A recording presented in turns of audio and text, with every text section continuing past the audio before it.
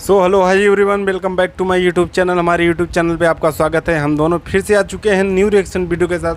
आज का वीडियो बहुत ही धमाकेदार एंड धांसू होने वाला है। मैं हूं विकास मौर्य।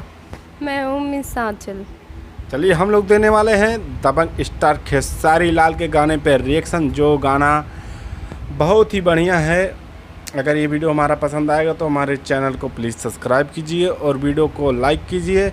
कमेंट बॉक्स में ज़रूर बताना कि हमारा वीडियो कैसा लगा। जो गाना है जवानी तो हर जर्दा के पान भइल, यही गाना है, बहुत बढ़िया सॉन्ग है। चलिए हमें इस पर रिएक्शन देते हैं। चलिए ये वीडियो को स्टार्ट करते हैं। Let's go.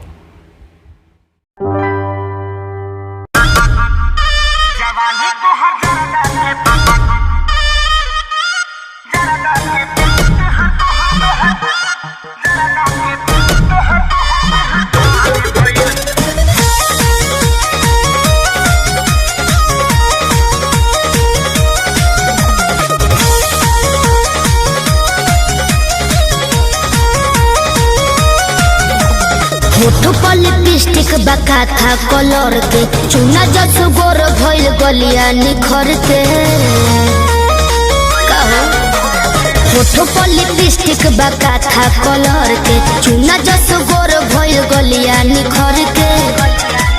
तोहर साबा विचार आवा हो जाना, पर मौका मिली त चूकब ना।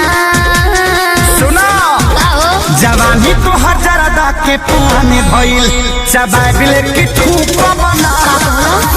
जवानी तो हर जरदा के पान भइल, चबाबिल की ठूक बना। भोरिया तनी करे जाओ जोर जाइबो। Music by Arya Sharma.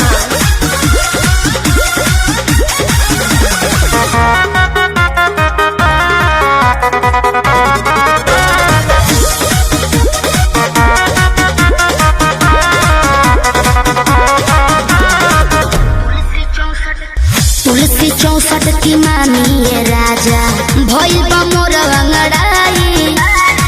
यही से ताव पता चाव से दिया खानी की नहसा हो जाई। पावर बहु प्यास लगी। तुलसी 64 की मामी ये राजा भइल बा मोर अंगड़ाई। यही से ताव पता चाव से दिया खानी की नहसा हो जाई। मन भइल बगिल पानी डलबा त सुख बना।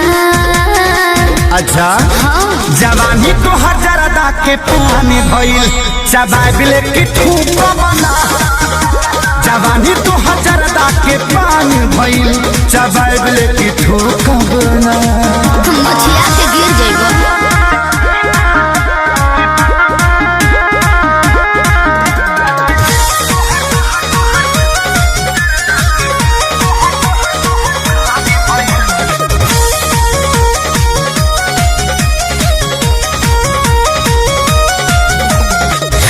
बनी कलकत्ता के भइल, तोहरे ला कटल सुपारी।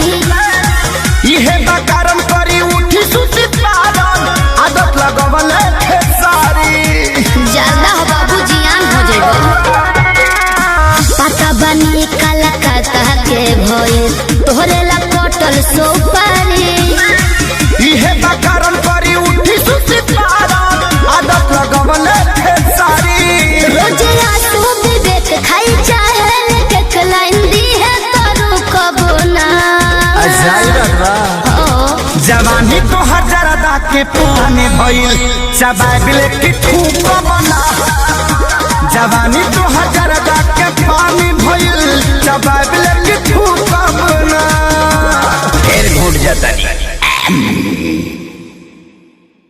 अगर ये वीडियो हमारा पसंद आया तो हमारे चैनल को प्लीज़ सब्सक्राइब कीजिए और वीडियो को लाइक कीजिए। कमेंट बॉक्स में ज़रूर बताना कि आपको जवानी जर्दा के पान कैसा गाना लगा। ये गाने का सिंगर हैं खेसारी लाल एंड शिल्पी राज, और जो खेसारी लाल के साथ डांसर हैं वो पाखी हेगड़े हैं। अगर चलिए यहीं पर वीडियो हमारा ख़त्म होता है। नमस्कार, प्रणाम।